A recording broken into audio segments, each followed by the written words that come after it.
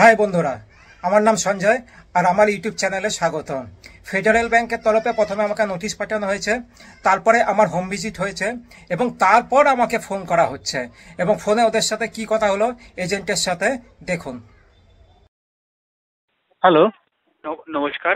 হ্যাঁ সঞ্জয় দত্তর সাথে কথা হচ্ছে আমার? হ্যাঁ হ্যাঁ বলুন। স্যার, আমি অভিষেক কথা বলছিলাম ফেডারেল ব্যাংকের তরফ থেকে। ট্রেনিং এন্ড স্টাডি পারপাস কলটা রেকর্ড হচ্ছে। আপনার যে ক্রেডিট কার্ডটা ইউজ করছেন তার রিগার্ডিং এখানে আপনাকে কল করা হচ্ছে। হ্যাঁ হ্যাঁ কিছু অ্যামাউন্ট দেখা যাচ্ছে এখানে ডিউ শো করছে স্যার, 44,763.47 রুপিস। কোন কাজের? বুঝতে পারলাম না।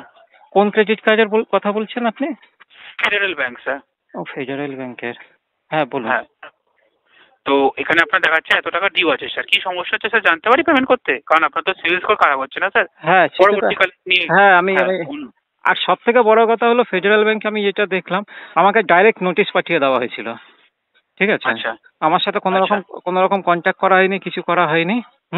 আচ্ছা, তো ডাইরেক্ট নোটিশ। অন্তত দেখুন, কেউ যদি পেমেন্ট দিতে পারছে না ঠিক আছে, কিন্তু তার সাথে তো একবার কন্ট্যাক্ট করা হবে বা কিছু। হ্যাঁ, আচ্ছা, এবার সেসব কিছু না করে ডাইরেক্ট আমাকে আপনাদের ফেডারেল ব্যাংকে, এবং সেটা অরিজিনাল নোটিশই ছিল, পাঠানো হয়েছিল। এবং তারপর তো আমি রিপ্লাই দিয়েছি, এবং রিপ্লাই দেওয়ার পর যথারীতি সেখান থেকেও আমার কাছে আবার রিপ্লাই এসছে। আচ্ছা, এবং সেখানে আমি বলেও দিয়েছিলাম সব কিছু ডিটেলস, যে আমার বর্তমানে ইনকাম অফ সোর্সটা নেই, বা আমার যে কাজ করতাম সে কাজটা নেই। আচ্ছা, তো সেই কারণে আমার দিতে অসুবিধা হয়ে গেছে। আচ্ছা, ফান্ড অ্যারেঞ্জ করতেও অসুবিধা হচ্ছে, কারণ বহু জায়গায় দৌড়াদৌড়ি করে চলেছি। কালকেও এক জায়গায় গেছিলাম, কিন্তু অসুবিধা যেতে হচ্ছে অন্য জায়গা থেকে ফান্ড অ্যারেঞ্জে, যে ইনকাম অফ প্রুফ দেখাতে হয়। তো ইনকাম অফ প্রুফ দেখানোটাই মুশকিল হয়ে যাচ্ছে। তো যে কারণে এই জিনিসটা হয়েছে। আচ্ছা, তো আমি চেষ্টা করছি যত তাড়াতাড়ি সম্ভব এটা পেমেন্ট করে আমি এটাকে ক্লিয়ার করার।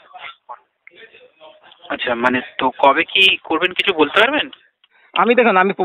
দেখুন, এবার স্পেসিফিক ডেট বা টাইম বলাটা আমার পক্ষে মুশকিল হয়ে যাচ্ছে।